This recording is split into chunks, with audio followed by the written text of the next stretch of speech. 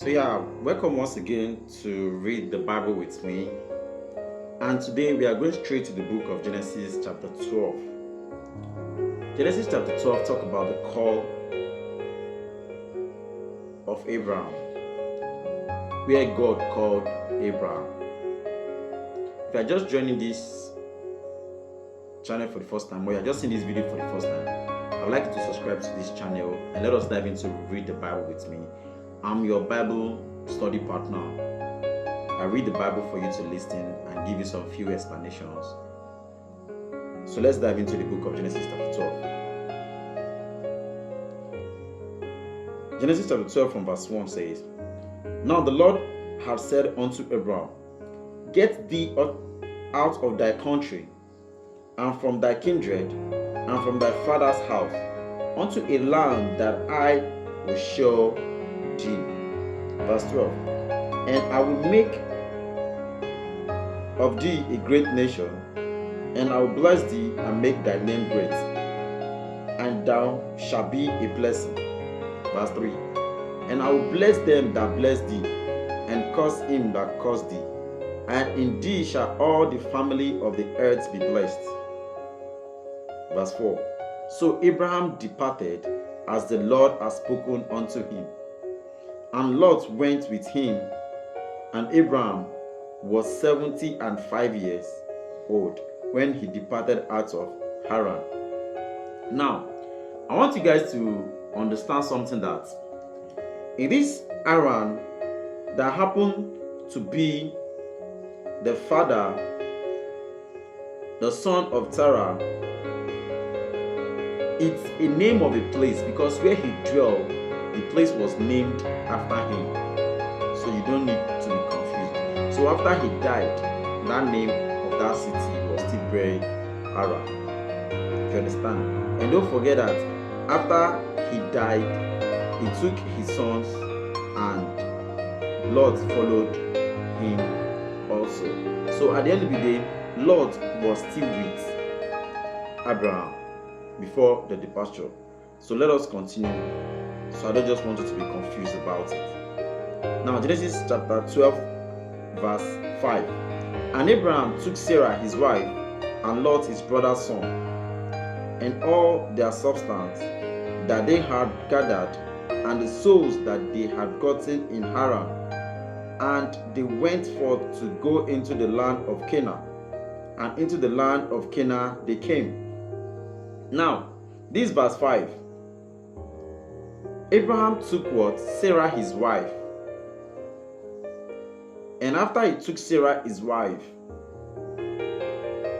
the Bible said they did what? The servants that they met, that is, and the souls that they have gotten, the souls, those souls there represent the servants that they had, the people that were serving them at that point. He said they go with those souls to the land of Canaan. And don't forget, Canaan is the land of Ham's son. The Ham's son that their grandfather Noah cursed. So he owned a city already, the land of Canaan. So they went there, the land of Canaan. And into the land of Canaan they came. Verse 6. And Abraham passed through the land into the place of Shem, unto the plain of Moriah, and the Canaanite was then in the land. Verse 7. And the Lord appeared unto Abraham and said, Unto thy seed will I give this land. And they built he an altar unto the Lord, who appeared unto him. Now, in this place, why he got to that land, the Lord is telling him that, see, this land is you, I want to give this land to. Even though before he got there, the Canaanites were already there. But God is saying, this land belongs to you. It's you, I want to give this land to you and your descendants, and the people that I want to give this land to. And verse 8. And he removed from then unto a mountain on the east of Bethel, and he pitched his tent, having Bethel on the west, and Ai on the east. And there he builded an altar unto the Lord, and called upon the name of the Lord. Verse 9. And Abram journeyed going on towards the south. Now, give me like some seconds. Let me give you some little explanation about this place. Now, this Genesis from verse 7 to verse 9, he said, whenever the Lord appears to him, there is something that Abraham does. He built an altar unto the Lord. Now, this altar that Abraham is building unto the Lord is as a result of him acknowledging the Father. Yes, God, this altar I'm building is as a remembrance that whenever I return, I know that this is the position you have spoken to me. Now, there is a saying that some people do, even though it's not part of this reading, but let's just talk about it. It said that from their forefathers have been serving gods, they have been laying stones to serve gods, and that we now cannot use the Bible to take that away from them. But I want you to understand that Abraham is putting down stones as an altar before God because why? He needs to remember that this is the exact place that the Lord spoke to me about, because as at that time, everywhere was not as developed as of today. Imagine Abraham is going to trek all the way from Nigeria to the US, and the Lord is telling him that this is the place I have given to you. Before he will trek from Nigeria to US, do you know how many years it's going to take him? So he has to place something unperishable at that place, so that by the time he will return, he would remember that that is the place the Lord spoke to me about. So take this and take this from me for free. So Genesis chapter 12 from verse 10. And there was a famine in the land, and Abraham went down into Egypt to sojourn there, for the famine was gracious in the land. Verse 11. And it came to pass, when he was come near to enter into Egypt, that he said unto Sarai his wife, Behold, now I know thou art a fair woman to look upon. Verse 12. Therefore it shall come to pass, when the Egyptians shall see thee, that they shall say, This is his wife, and they will kill me, but they will save thee alive. Verse 13. Say, I pray thee, thou art my sister, that it may be well with me for thy sake, and my soul shall live because of thee.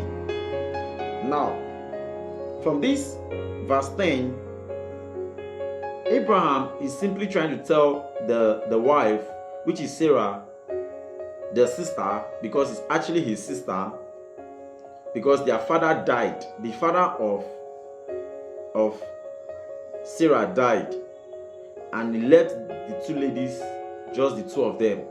So Abraham took her as his wife. So he said that, I know you are a very beautiful lady. The moment we get to Egypt, the Egyptians will want to take advantage of your beauty. They will want to kill me before my time, and they want to kill me so they can take you away from me. Please, I beg thee, tell them that you are my what? Sister. At that point, he was genuinely was wrong at the same time. But he said what? Do this so that I will be saved because of you. Do you understand? Now, verse 14. And it came to pass that when Abram was come into Egypt, the Egyptians beheld the woman, that she was very fair.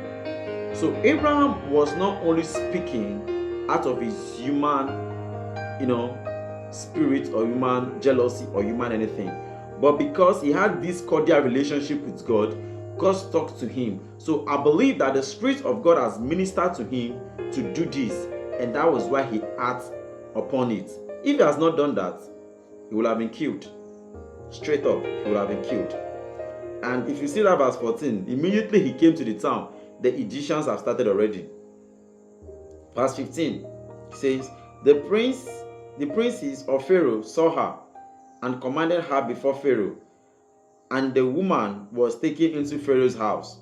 Verse 16, and he entreated Abram well for her sake, and he had sheep and oxen and axes and men servants and maiden servant, and she asses and camel. Now, when the Egyptians saw Sarah, now how beautiful she was, they were so happy. They took her, they went to meet Pharaoh and said, Pharaoh, see this beautiful wife. The princes, they took her. She was there for many years. She had sheep. Like, let's say she became wealthy. Even Abraham was also wealthy because of Sarah, the wife. You understand? Because of Sarah, the wife. You had the opportunity to have servants.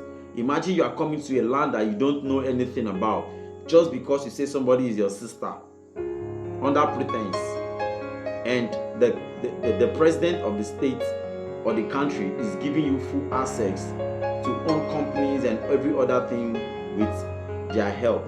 That is what happened there. Verse 17, and the Lord plagued Pharaoh and his house with great plague because of Sarah's, Abraham's wife. Now, this place, the Lord has given them, this verse 17 is telling us about, after they took Sarah to their self, even though she has male servants and maiden servants,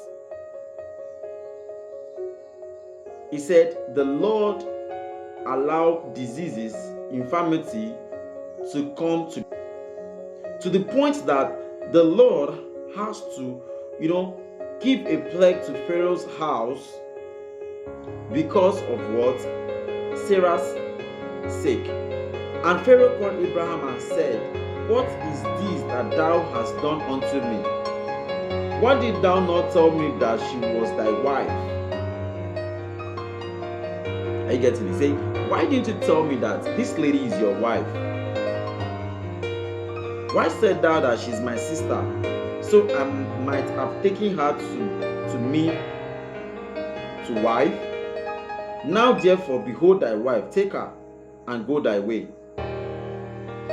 Now, upon everything that Pharaoh has done for her, after what the Lord came to the house to cast upon them, he said, why didn't you tell me that this lady is your wife? Why did you say she's your sister? Why did you say she's your sister? Oh yeah, take this lady and go your way. And Pharaoh commanded his men concerning him, and they sent him away and his wife and all that he had. So the period that Sarah was staying in Pharaoh's palace, everything that she had when they were living, Pharaoh allowed her to go with everything. Everything. If you are coming across this video for the first time, I want you to subscribe to this channel. Let us read and study the Bible together.